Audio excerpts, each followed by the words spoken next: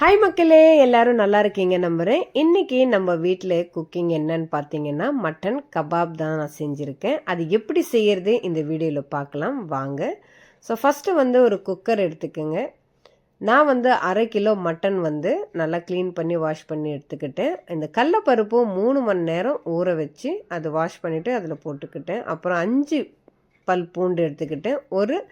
ஒரு சின்ன சைஸ் அளவுக்கு ஒரு வெங்காயம் எடுத்துக்கிட்டேன். காரத்துக்கு ஏற்ற மாதிரி நான் 2 பச்சை மிளகா 2 காஞ்ச மிளகா போட்டிருக்கேன். இஞ்சி பூண்டு விழுது 2 டேபிள் ஸ்பூன் போட்டிருக்கேன். அப்புறம் ஸ்பைசஸ் பட்டை லவங்கு ஏலக்காய் அது போட்டுக்கோங்க. அப்புறம் அந்த இலை ஒன்று.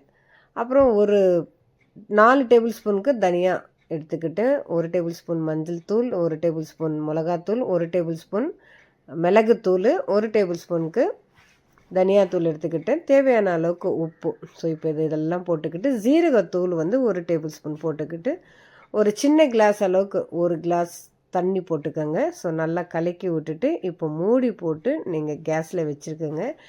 அந்த எப்போவுமே மட்டன் பார்த்திங்கன்னா 5 to 7 விசில் விட்டால் தான் நல்லா அந்த கறி வெந்திருக்கும்.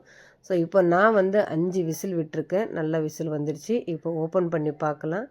ஓப்பன் பண்ணி பார்த்துட்டு நீங்கள் அந்த பருப்பு அதே மாதிரி அந்த கறி நல்லா வெந்துருச்சா அப்படின்னு சொல்லிவிட்டு நீங்கள் கையால் பிசைஞ்சு பார்த்துக்கோங்க. அப்படி ஒரு மாதிரியாக இருக்குன்னா இன்னும் ஒரு 2 விசில் கூட நீங்கள் விடலாம். ஸோ 5 விசிலுக்கே இது நல்லா வெந்து போயிருக்கு. இப்போ இதில் தண்ணி இருக்குது. அது நான் ஒரு வடிகட்டில் போட்டு வடிகட்டிக்கிறேன். இப்போ தண்ணி தனியாக வந்துடும். ஸோ இப்போ இந்த வடிகட்டில் இருக்கிறது நம்ம போட்டு அரைக்க வேண்டியது தான். ஸோ இது சூடாக இருக்கும், கொஞ்சம் ஆற விடுங்க. ஸோ அந்த ஆற விட்டுட்டு அதுக்கப்புறம் நீங்கள் ஒரு மிக்ஸி ஜாரில் போட்டு நல்லா அரைச்சிக்கோங்க. ரொம்பவும் நைஸாக அரைக்காதீங்க, கொஞ்சம் கொரகொரப்பாக இருந்தால் தான் சாப்பிடும்போது நல்லாயிருக்கும். ஸோ நான் ஓரளவுக்கு பார்த்தீங்கன்னா நல்லபடியாக அரைச்சிட்டேன். இப்போ இது ஒரு பவுலில் ட்ரான்ஸ்ஃபர் பண்ணிக்கோங்க. இப்போது இதில் ஒரு பெரிய வெங்காயம் குட்டி குட்டியாக நறுக்கி வச்சுருக்கேன். அதே மாதிரி மல்லி இலைகள் கொஞ்சோண்டு குட்டி குட்டியாக கட் பண்ணிக்கோங்க. அதே மாதிரி புதினாவும் காரத்துக்கு ஏற்ற மாதிரி, ரொம்ப பச்சை மிளகா உங்கள் வீட்டில் சாப்பிட்றாங்க அப்படின்னா அந்த மாதிரி சேர்த்துக்கோங்க. நான் 2 பச்சை மிளகா பொடிசாக நறுக்கி வச்சுருக்கேன். இப்போ இதில் நம்ம அரைச்சி வச்சுருக்கோம் இல்லையா, அந்த கடலப்பருப்பும் அந்த கறியும், அதில் இதெல்லாம் போட்டு நல்லா மிக்ஸ் பண்ணிக்கோங்க. நான் 2 முட்டை எடுத்திருக்கேன். ஸோ அதில் 2 முட்டை போட்டு நல்லா பிசைஞ்சிக்கோங்க.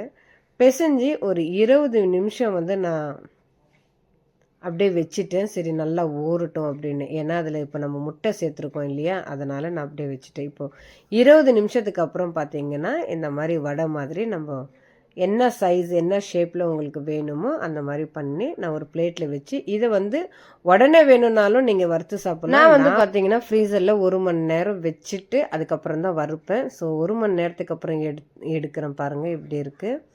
ஸோ ஒரு மாதிரி ட்ரை ஆகிடும். இப்போ ஒரு பேன் எடுத்துக்கோங்க, அதில் எண்ணெய் போடுங்க. எண்ணெய் விட்டுட்டு பிறகு இது மெதுவாக இந்த வடை மாதிரி இருக்கிற கட்லெட் எடுத்து ஒன்று ஒன்றா வைங்க.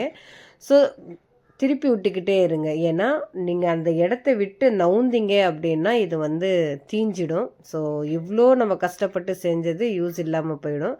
ஸோ மெதுவாக அப்படியே திருப்பி விட்டுட்டே இருங்க. இப்போ பார்த்தீங்கன்னா சுவையான கபாப் மட்டன் கபாப் ரெடி ஆகிடுச்சு. நான் ஒரு பிளேட்டில் ட்ரான்ஸ்ஃபர் பண்ணிக்கிட்டேன். என்னோடய ஹஸ்பண்ட் கிட்ட சொன்னேன், டேஸ்ட் பண்ணிவிட்டு எப்படி இருக்குன்னு சொல்லுங்கள். ஸோ அவர் சொன்ன